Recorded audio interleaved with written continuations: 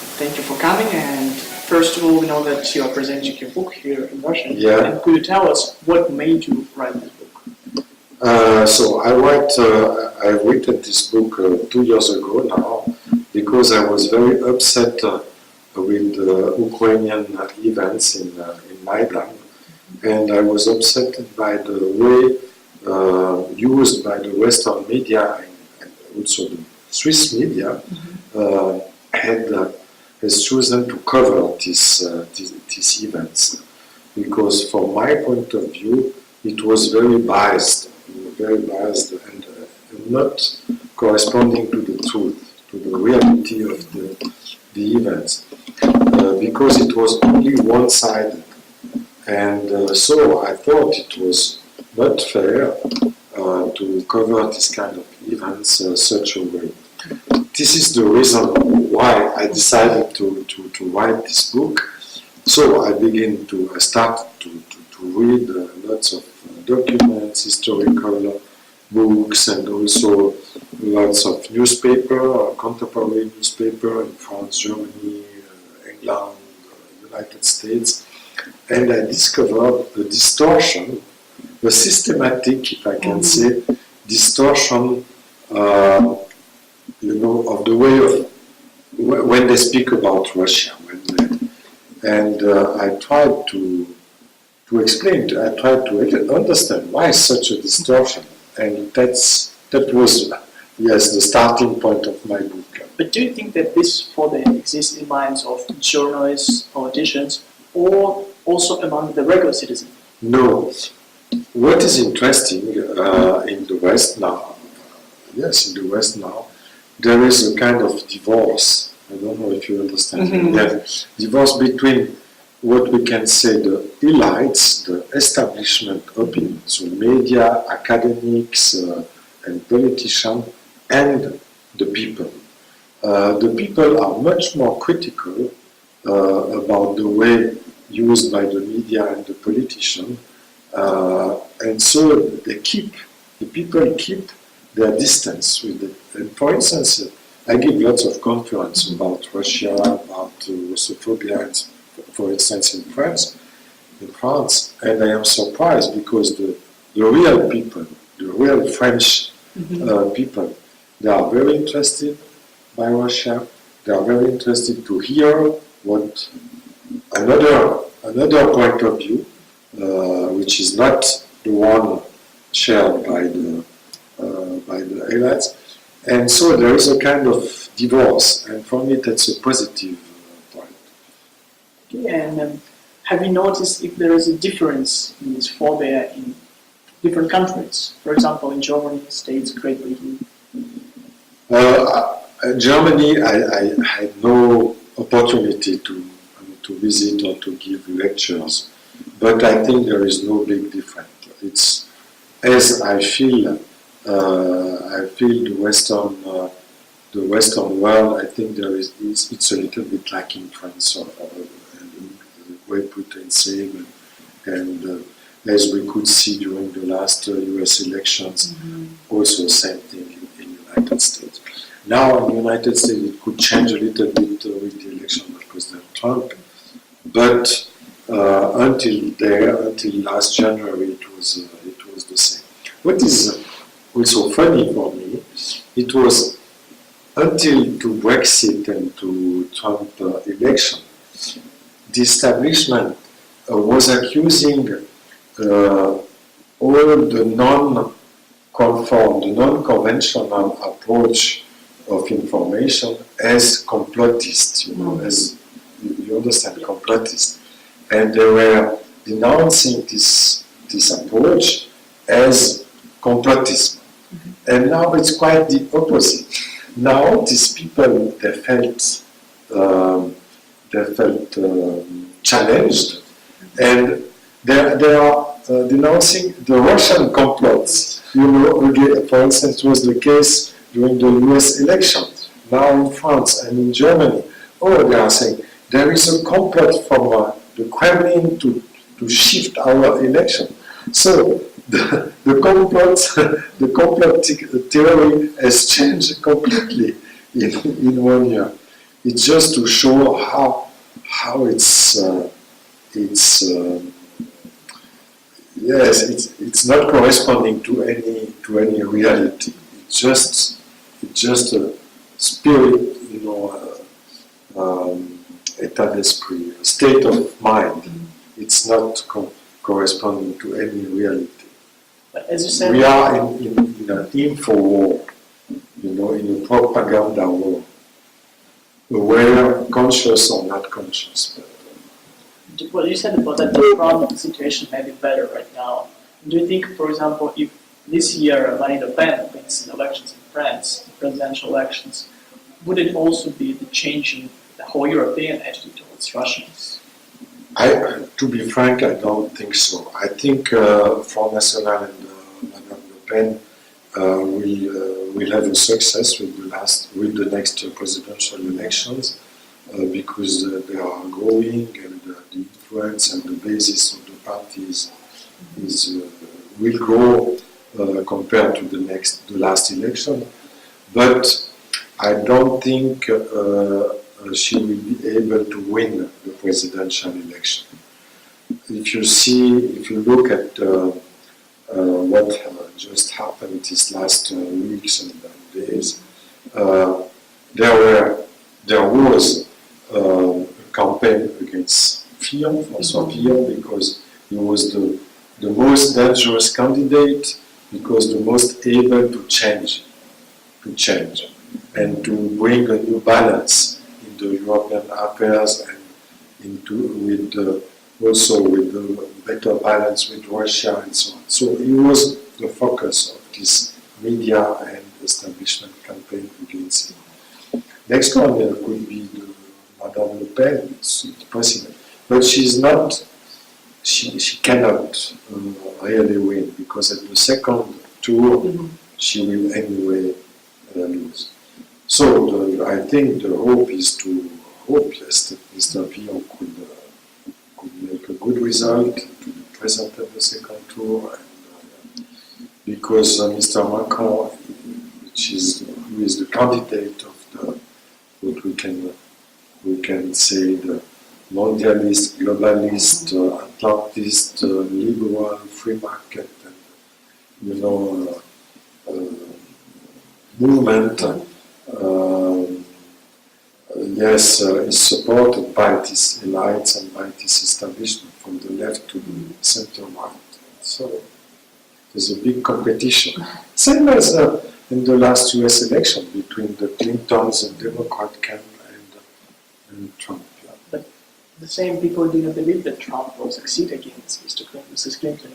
So it was a surprise, but in France the attacks against Mr. Fillon were very tough and maybe able to destabilize him and his candidacy. We have still to see, I hope it will not, but maybe they could succeed. It's not yet clear just at this moment.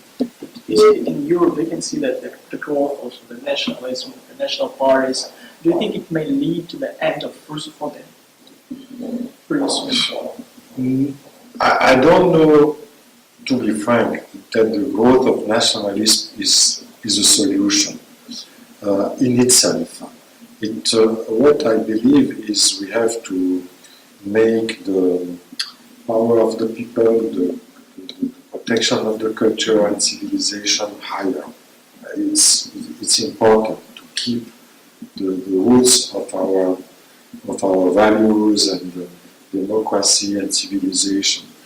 But nationalism could be good, it could be also bad. It depends how you use it, So there's good parts and also more critical ones.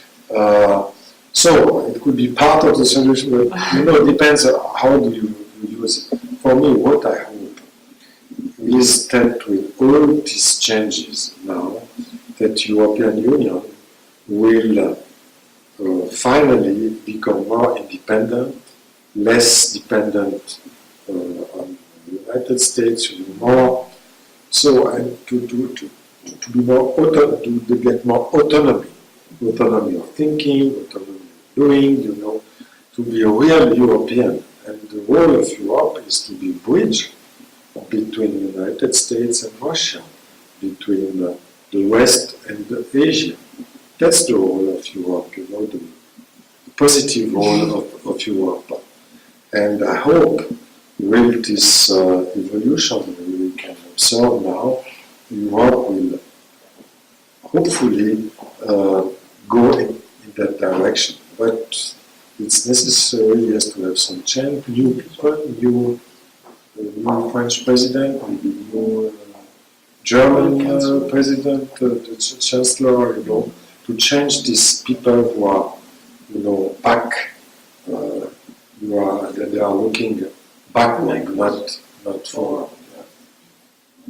But it's possible, because with the pressure of the United States and also pressure of the people and the pressure of what we call the nationalist parties, I hope they will now be conscious of the challenges facing them and bring some evolution.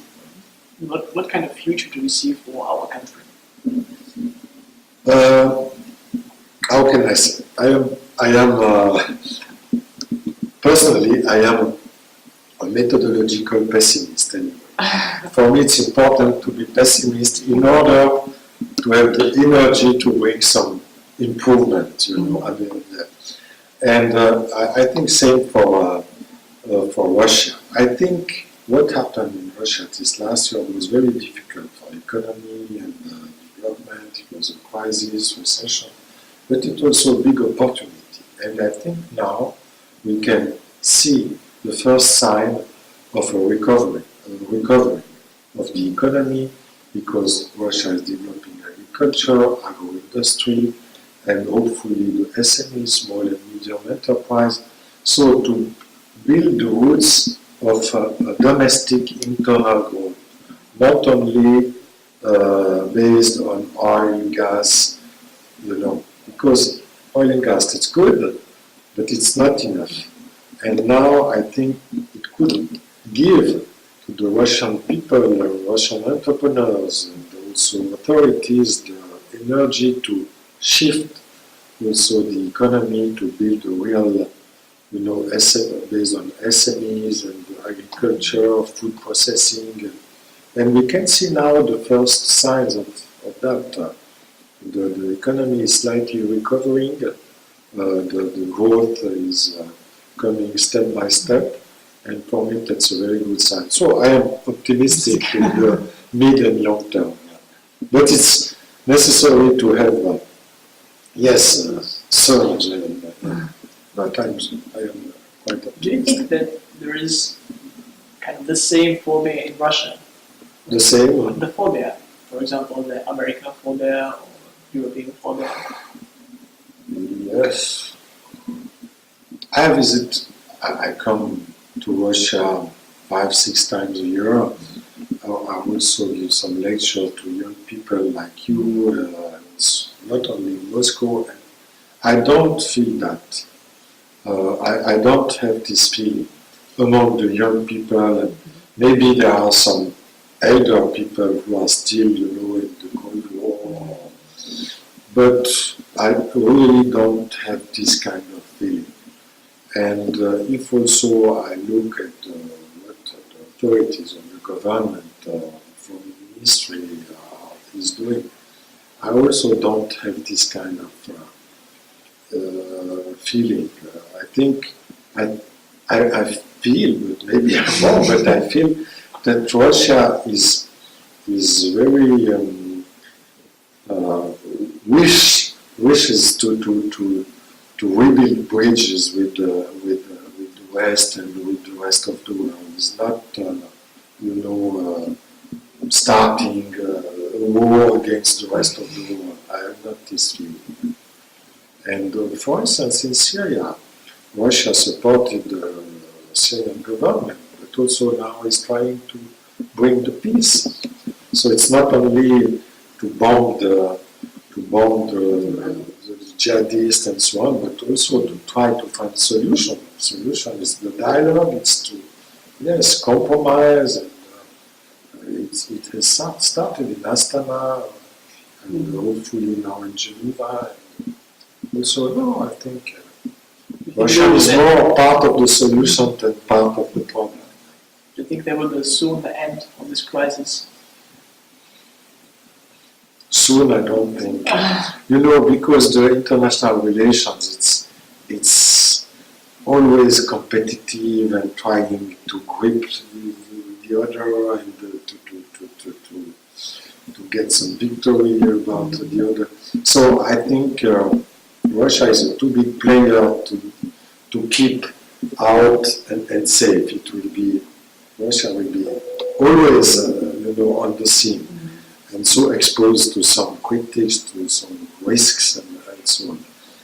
But what I think maybe with the Mr. Trump election, yes, the dialogue will be facilitated, and it could ease a little bit the situation, and hopefully, yes, the Europeans can also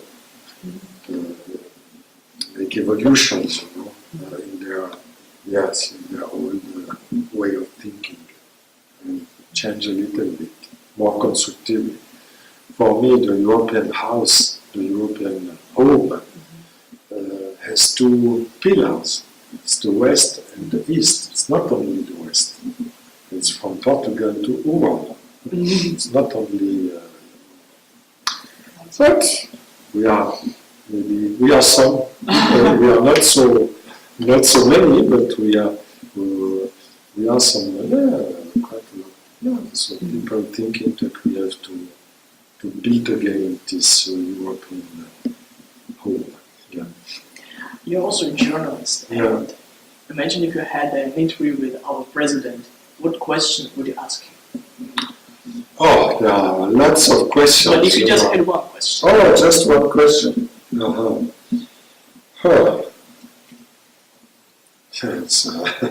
It's a tough. No, it's a tough question. Is how do you see the role of Russia on the domestic terms and also on the international scene in the next 2 years, something like that.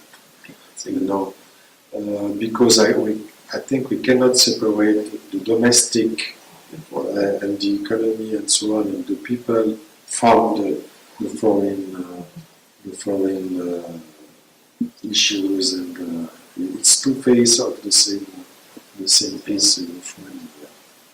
And back to your book, when you wrote it 2 years ago, did you feel any pressure or criticism from your colleagues? No, because I was pretty, when you write a book, you are alone with yourself. You cannot, so you have to work, how can I say, less alone. But I was a little bit afraid, to be frank, and I told my wife, we have to take care because this book can bring us lots of problems. So I was a little bit scared about the consequences, and it was also a reality. I was attacked in the newspaper as a Russophile, as a Putinist, as still the last weeks, every day, not every day, but often, I was given the order of friendship, Russian order. And so now, it's big discussion, controversy in the Swiss newspaper, if I must accept, not accept, and so on. You understand? I think I assume I'm quite transparent, and I see since now 2 years, since the publication of the first French edition, now it will be published in the next months in the United States, the next weeks maybe, next week also in Sweden, in Serbia, and probably in China too. The Italian had already published last year. So I see also an evolution of the opinion, and also from not all media but some journalists, also after the Syrian crisis, because in Syria all the press was opposed to what they call Assad regime. And during the Aleppo fight this last December, it was a huge campaign against Syria government and Russia. But now they are beginning to be aware that the so-called good rebels were not so good as they thought, and changing a little bit. And that's maybe in That's not bad. coming years the whole opinion will change. Yeah. So, but we must keep faith and to keep firm. Alright, thank you so much for this interview and thank you for your advices.